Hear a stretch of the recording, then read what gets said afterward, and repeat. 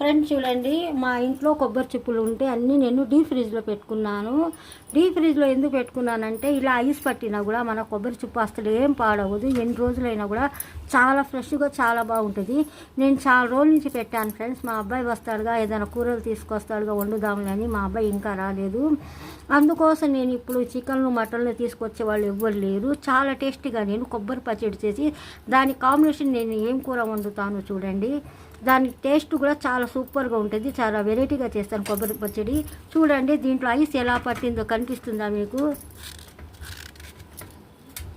చూసారుగా ఐస్ అలా ఉంటుంది.